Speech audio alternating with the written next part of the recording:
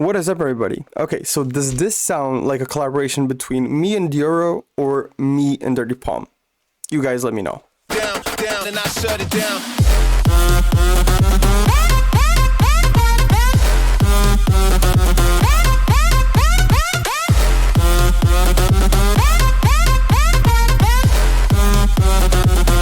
Down, and I shut it down. Now I'm going to explain how I made this drop. Kind of old school big room, but I still really like it. Let's dive into it. All right, so first off, the kick. I know it seems complicated, it's a layer of kicks, but if we break it down, it's not that difficult. Okay, so first of all, top kick.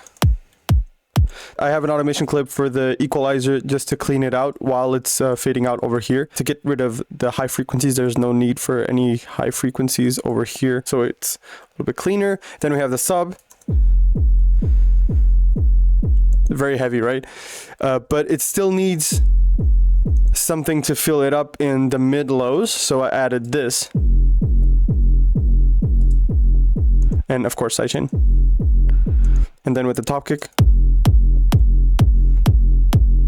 That's it. Oh yeah, and another important thing is the groove. It's a little bit different. It's not like static doom doom doom. You have a little bit of a rhythm change here.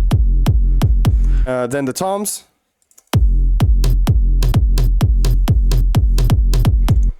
The one shots. One shots is a crash, a brass shot, and then a hardstyle kick. Heavily distorted with camel crusher. These three things combined like give out really good power. I used to use it a lot on my big room drops, like the hardstyle kick compressed with the brass shot on top always worked. So now all that remains is to talk about the leads. So the leads, I've covered this in the previous video if you guys didn't watch, also kind of like a Dirty Palm video where I covered the lead. This is the same concept. Basically a triangle lead with some detune, pitching upwards, having that little effect with a lot of distortion. That's basically it. I'm going to show you, there's two patches this time. The first one, and then the second one. That's just a lot of distortion and EQing the over distortion, basically.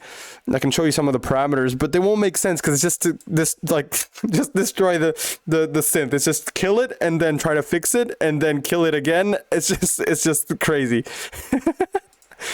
Then we have the reverb in between the patches, because if I added reverb at the beginning of the patches, it would be too much reverb. So that's a no. But that's why I separated it in two patches, because I wanted compression after reverb just to make the reverb big, but not too big. So that's how I did it. Okay, so now for the second lead. I use these leads a lot. So it's basically Nexus vocal chops. So you don't need Nexus to do this kind of stuff. You need vocal chops. So this is the first one. Second. Third, actually a synth, another synth, another vocal chop, another vocal chop. Okay, so the big secret behind this is not the sounds itself, it's the pitch bend. That's what makes this so interesting. So basically here we have F5 and F6. So like the note is pitching quickly between F5, like from F5 to F6. That's why it has this little pitchy effect. If I remove these bottom notes, it sounds robotic and terrible. If we add the pitch bend, it's done. So basically you need vocal chops and this little pitch bend and everything is going to sound interesting.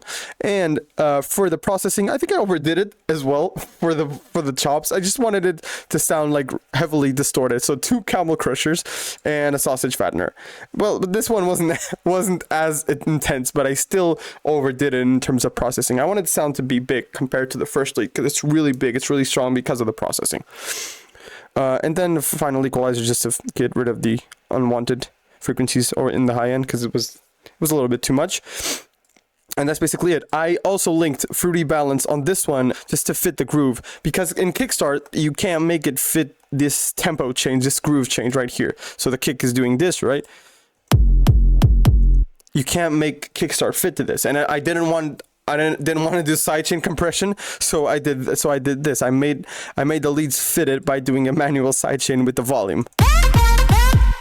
And it's done. It worked. You can control it way better with volume automation to do the sidechain. You have way more control because, for example, you have Wave Shaper, which is basically doing automation with the volume. So like you don't need it. You can just do like volume automation for the sidechain, and it's the best thing ever because you really have hands-on the leads. And that's basically it for the drop. If you guys have any further questions or want me to do more ideas like this, I can keep doing them. Just let me know in the comments. And for my Patreon supporters, this drop is also going to be on my Patreon. Thank you so much to everybody who keeps supporting me. See you guys soon. Like on, like off.